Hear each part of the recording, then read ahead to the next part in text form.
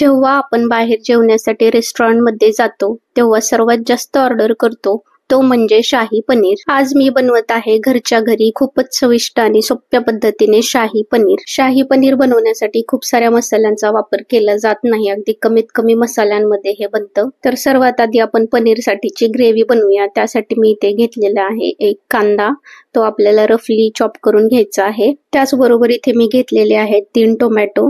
तर एका कांद्यासाठी 3 टोमॅटो हे प्रमाण एकदम परफेक्ट असं आहे। आता टोमॅटो ही आपण इथे रफली चॉप करून घ्यायचे आहेत या पद्धतीने। तर इथे टोमॅटो चॉप करून झालेले आहेत। आता आपण पॅन मध्ये घेऊया 2 चमचे तेल आणि त्याचबरोबर त्यामध्ये घालूया 1 चमचा बटर। बटर मेल्ट झाल्यानंतर आपण यामध्ये मसाले घालून घेऊया। तर इथे सर्वात आधी घालूया थोडंसं जिरं, तर हे अर्धा चमचा जिरं आहे। त्याचबरोबर घालूया 1 तेजपत्ता, 1 दालचिनीचा तुकडा, 4 लवंगा आणि 2 हिरवी इलायची आणि त्याचबरोबर घालूया आपण चॉप करून घेतलेला कांदा, 2 इंच आल्याचे तुकडे, 2 हिरव्या मिरच्या आणि 4 ते 5 लसूण पाकळ्या। त्याचबरोबर घालूया चॉप करून घेतलेला टोमॅटो, 3 काश्मीरी मिरच्या, 8 ते 10 काजू आणि चवीपुरते मीठ। तर इथे मी 1 चमचा मीठ घातलेला आहे। आता हे सर्व मसाले व्यवस्थित परतून घ्यायचे आहेत। जोपर्यंत टोमॅटो हा पूर्णपणे मऊ होत नाही तोपर्यंत आपल्याला हे व्यवस्थित परतून घ्यायचं आहे। अगदी 3 ते 4 मिनिटांमध्ये हे परतून होईल। तर इथे जवळपास 3 मिनिटे मी हा व्यवस्थित मसाला परतून घेतलेला आहे। तुम्ही पाहू शकता टोमॅटो हा पूर्णपणे शिजला गेलेला आहे। आता यामध्ये थोडंसं पाणी घालून घेऊया आणि मिक्स करून यावरती झाकण ठेवून आपल्याला हे 2 मिनिटे शिजवून घ्यायचं आहे। शिजवल्यामुळे काजू सॉफ्ट होतील आणि आपले ग्रेव्हीचं टेक्स्चर अगदी स्मूथ येईल। तर इथे 2 मिनिटे मी हे सर्व मसाले शिजवून घेतलेले आहेत। तुम्ही पाहू शकता इथे टोमॅटो एकदम सॉफ्ट असा झालेला आहे आणि काजू हे हलकेसे सॉफ्ट झालेले आहेत। आता हे आपण पूर्णपणे थंड करून घेऊया।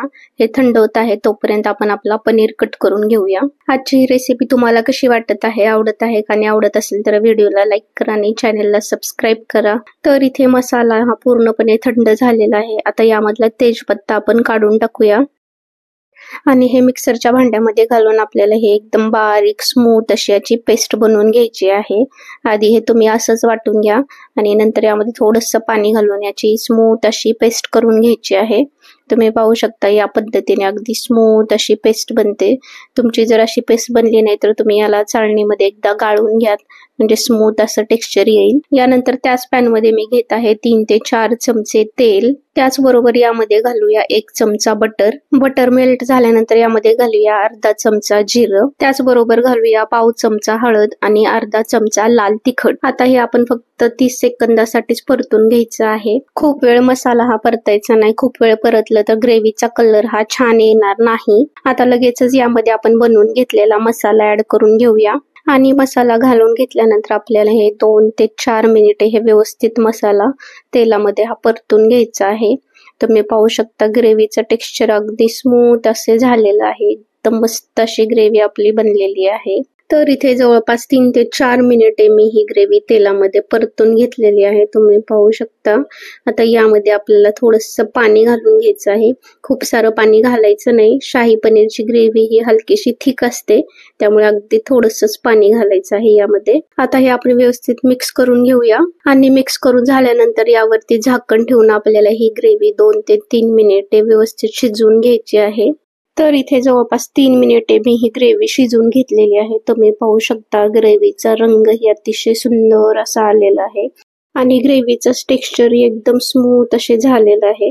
आता यामध्ये आपण पनीर ऍड करून घेऊया। पनीर घातल्यानंतर याला खूप वेळ शिजवण्याची गरज नाही। पनीर घालून फक्त 2 ते 3 मिनिटे आपल्याला हे शिजवायचं आहे। तर इथे 3 मिनिटे मी हे पनीर शिजवून घेतलेलं आहे आणि आपलं शाही पनीर हे तयार झालेलं नाही, कारण आपल्याला आणखीन फायनल टच द्यायचा बाकी आहे। फायनल टच म्हणजे यामध्ये घालूया कसुरी मेथी, त्याचबरोबर घालूया थोडंसं मीठ। तर मीठ हे आधीच आपण ग्रेव्ही मध्ये घातलेलं आहे, त्यामुळे मिठाचा अंदाजा घेऊनच मीठ घाला।